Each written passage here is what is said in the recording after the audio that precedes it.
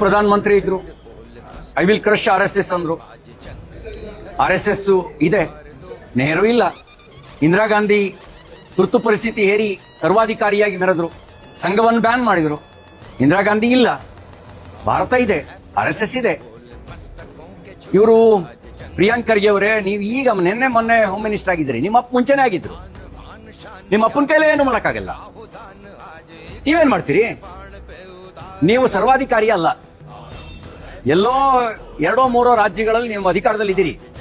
ಅದು ಅಧಿಕಾರದ ಕೊನೆಯ ದಿನಗಳು, ನಿಮ್ಮ ಅಧಿಕಾರದ ಕೊನೆಯ ದಿನಗಳು, ನಿಮ್ಮ ಪಕ್ಷದ ಅಧಿಕಾರದ ಕೊನೆಯ ದಿನಗಳು. ನಿಮ್ಮ ಅಪ್ಪನ ಹಣೆ ಮುಂದಿನ ಸರಿ ನೀವು ಇಲ್ಲಿ ಕಾಂಗ್ರೆಸ್ ರಾಜ್ಯದಲ್ಲಿ ಅಧಿಕಾರಕ್ಕೆ ಬರಲ್ಲ.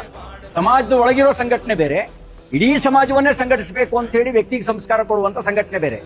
ನೀವೇನ್ ಮಾಡ್ತೀರಿ? ನಿಮ್ಮ ನಂತರವೂ RSS ಇರುತ್ತೆ. ಯಾಕೆ ಅಂದ್ರೆ RSS ರಾಷ್ಟ್ರೀಯ ಹಿತಕ್ಕಾಗಿ ಕೆಲಸ ಮಾಡ್ತಾ ಇದೆ, ಸಮಾಜವನ್ನು ಸಂಘಟಿಸುವ ಕೆಲಸ ಮಾಡ್ತಾ ಇದೆ, ವ್ಯಕ್ತಿಗೆ ಸಂಸ್ಕಾರ ಕೊಡೋ ಕೆಲಸ ಮಾಡ್ತಾ ಇದೆ. ಆ ವ್ಯಕ್ತಿಗೆ ಸಂಸ್ಕಾರ ಕೊಡೋ ಕೆಲಸ ಅದು ರಾಜಕೀಯ ಪ್ರೇರಿತವಾಗಿರೋದಲ್ಲ. ವ್ಯಕ್ತಿಗೆ ಸಂಸ್ಕಾರ ಕೊಡೋ ಕೆಲಸ ಅದು ಬಿಸ್ನೆಸ್ ಅಲ್ಲ, ನೋಂದಣಿ ಮಾಡ್ಕೊಳ್ಳಕ್ಕೆ ಅದು ಸಂಘ ಅಲ್ಲ, ಅದು ಬಿಸ್ನೆಸ್ ಅಲ್ಲ, ಅದು ಸಮಾಜವನ್ನು ಸಂಘಟಿಸೋ ಸಂಘಟನೆ, ಸಮಾಜದೊಳಗಿರುವಂತ ಒಂದು ಸಂಘಟನೆ ಅಲ್ಲ.